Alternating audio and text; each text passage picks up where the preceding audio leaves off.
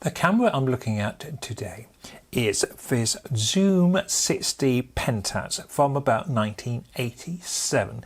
This is before Pentax went into its this was before Pentax went into its SBO range of cameras. But I quite like this, and I'm going to explain it to you. It's got one or two slightly different things. I'm going to have to be a bit careful because I've got a film in the camera, so I'm not going to open the camera at this stage, but you would open the camera here, but it's all totally automatic loading.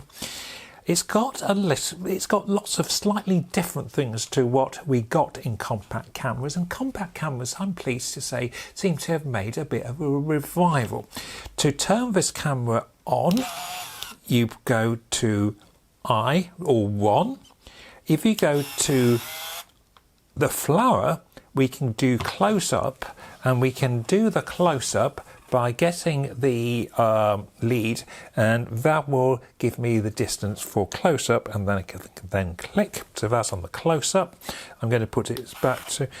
Now, I don't know how far you can see, but I have a really useful indicator here in this liquid crystal display here, which is giving me the exposure, whether I'm using the self timer, and whether I'm using any modes. Like the flower mode there, or that gives me the landscape mode here. By pressing this little button underneath, I've got landscape, flash, continuous flash. So I've got some, let me check.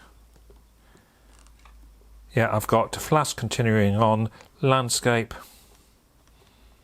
So I can change those modes here. I've got an indicator that I've got a film in the camera, and my shutter, my indicator number of frame indicator is there as well. Okay. To alter the zoom, I've got this zoom button here. You can see this rather nice, nifty zoom button here, and red is for the shutter button. You can see the zoom is a 38 to 60. So it's not an enormous range, but it's a useful range.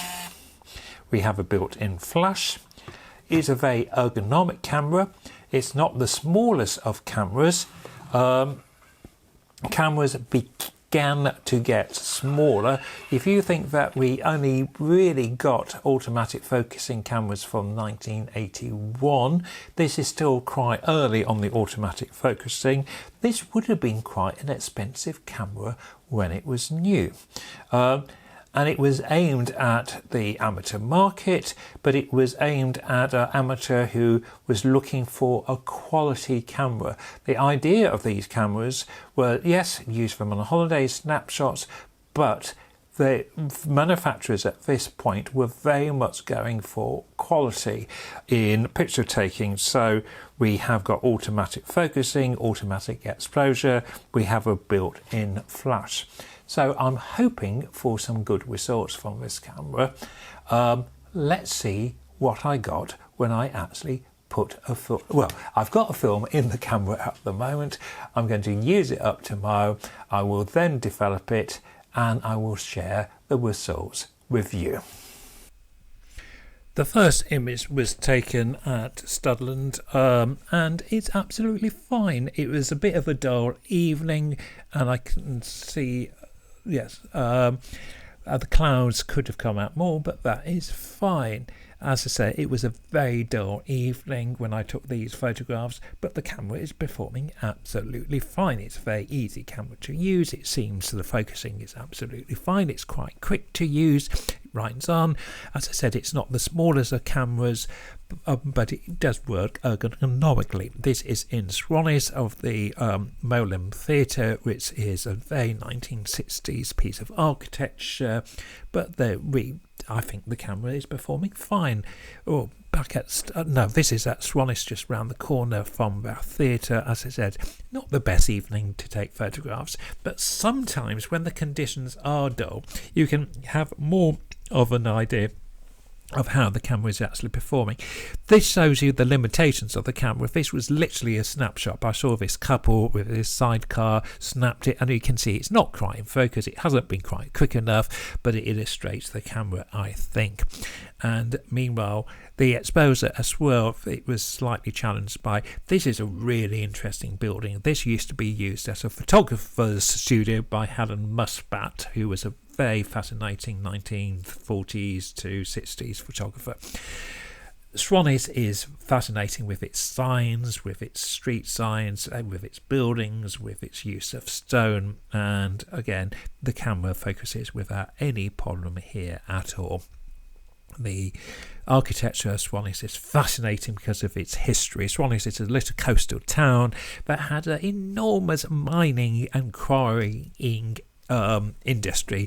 The stone from Swanage and Purbeck went all over the empire basically back in those days. Plus buildings then came from London as ballast. So this I think was the Mercer's Hall, which is now used as the town hall in Swanage. It's a fantastic building.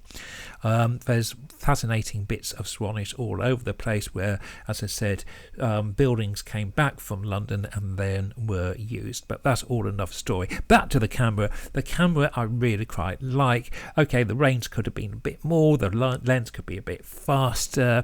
But if you want a film camera without fuss, and these are not expensive, people don't realise the use of them, this was a nice camera to use. Thanks for watching. Bye for now.